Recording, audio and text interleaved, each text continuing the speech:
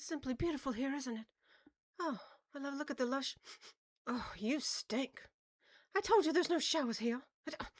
Ratha, you wouldn't be so rude to me, would you? You know what? We've got things to do. We're gonna get this. I can't believe how rude you are.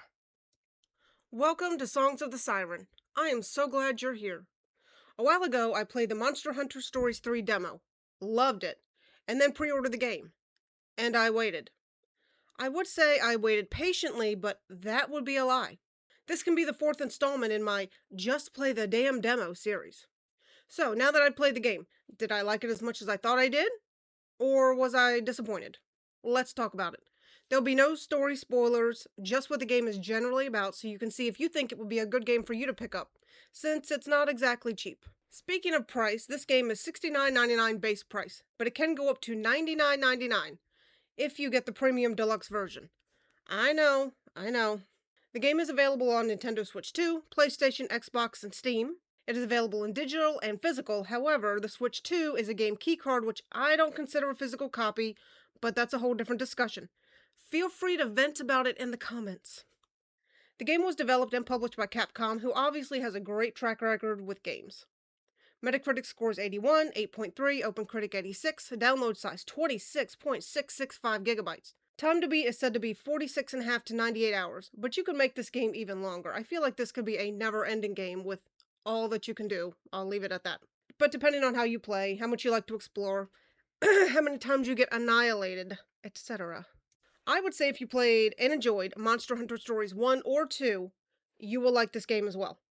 This installment is similar enough to keep the long-term fans happy, but has enough additions and quality of life improvements to still feel new and exciting.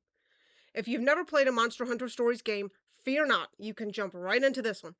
I personally played Monster Hunter Stories 2, then 1, and now 3. It does not matter if you are new to the series. Of course, if you have played previous games, you will have a leg up on the combat systems and things like that.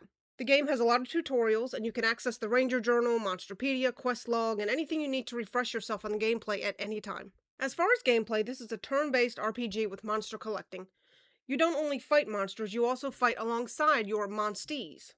You get monsties by, well, stealing eggs from monster dens and hatching them at stables. Yeah, sounds kind of bad when you say it like that.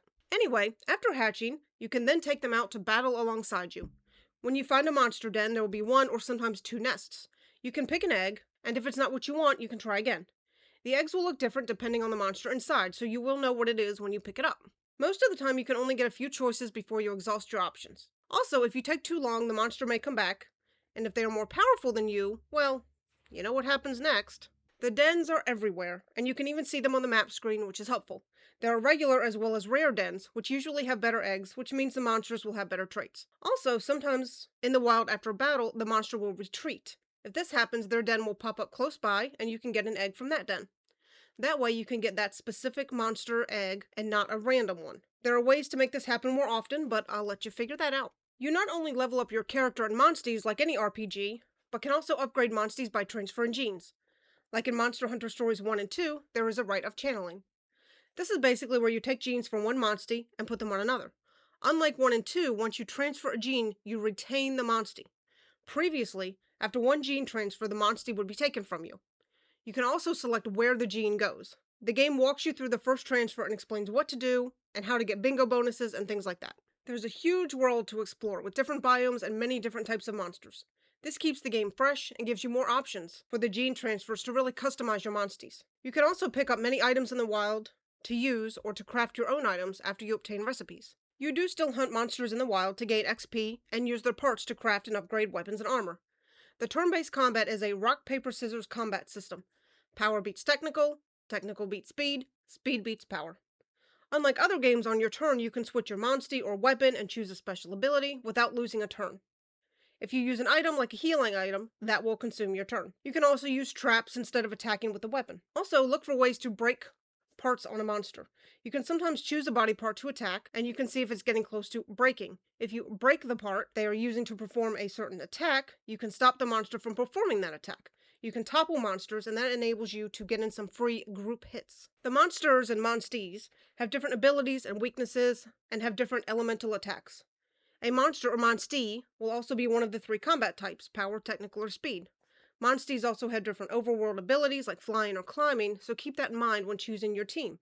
You can take 6 Monsties along with you, while the rest stay at the stable. Use these differences to make a diverse team to hopefully be ready for any situation you encounter. A monster can also become enraged and they will change their attack type, like maybe they were power and now they will be technical. So you must anticipate which it will be and switch your Monstie accordingly. You will eventually start to memorize all these monsters and their patterns. I point these things out just to show you there is a lot of depth to gameplay. I have not touched on a lot more in this game, but this just being a short review and trying not to have any spoilers, there's a lot there. There are many different armors and weapons to choose from to customize your character depending on how you play. There are slicing weapons, blunt weapons, piercing weapons, so you have different swords, gun lances, hammers, bows, hunting horns. The character customization screen at the start of the game is very detailed as well. You can change your appearance at any time in any of the little camps that you have. Unlike the other Monster Hunter Stories games, you can add decorations to your weapons to add more customization to your playstyle. Even in the opening area, there are many strong monsters you will probably not be able to defeat early on. These monsters will be marked by red or yellow markings above their head. When I played, I accidentally kept running into the same type over and over again, and kept having to run away after getting destroyed a few times. I don't learn my lesson easily. There are invasive and feral monsters, which are much more difficult to beat.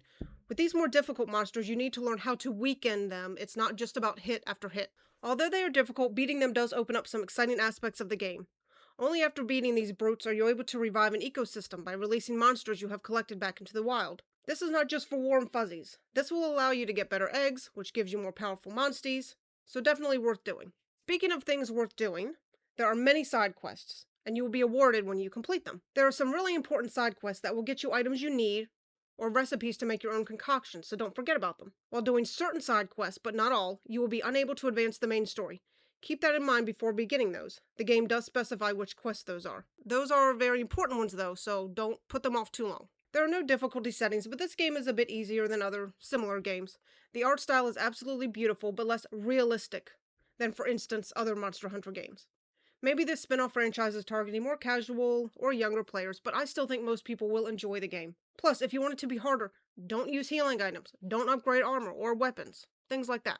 The voice acting is great, the NPCs are well developed and make you take an interest in them. The story is great and really sucks you in and gets you excited to see what happens next. There are a lot of cutscenes, but with a great story, it's okay for me. I would have liked some of them to be a bit shorter, but it's not a huge deal. The music is great, and there's a good variety, so the sound doesn't get too stale. Now, I played this on the Switch too, so we all know performance is not what it would be on other systems. There are some issues with pop-in, frame drops, and all that, but nothing that surprised me too much with the Switch 2. For most gamers, we can just ignore it, but if you really care about those issues, I would find another way to play. You can also scan amiibos in the game if you do play with the Nintendo Switch version. You can scan up to 10 per day, and you get some really cool items. As in previous games, there are catavan stands. These allow you to fast travel, which is very convenient since the world is very large. Also, the game does autosave, but you can manually save at the catavan stands as well. The other benefit of the catavan stand is to switch from day to night or vice versa. There are different things that happen during the day or night, so make sure you keep that in mind. Speaking of cats, we also have a cute palico named Rudy to accompany us, so that's worth mentioning. Before I give my final impression of the game, if you liked the video, I would love for you to join the Siren community by subscribing, liking, and most of all, leaving a comment. I look forward to reading your comments, so tell me what you thought of the game. If you played it, do you think you will enjoy the game? And maybe tell me what game you'd like to see reviewed. Now that we have talked in length about the game, would I recommend the game? Was I happy with my choice to pre-order? Yes and yes. I loved Monster Hunter Stories 2, I liked Monster Hunter Stories 1, and I love Part 3. I would recommend this game, and I don't regret paying full price for the game. I paid $69.99. I did want the Rudy DLC, but I just couldn't spend the extra right now. I was hoping if the DLC comes out separate later, I might buy then. I usually don't care about the DLC costumes and hairstyles, so I didn't want to pay for those. So if you do like those, maybe consider buying the premium edition. That concludes my review of Monster Hunter Stories 3. Until next time.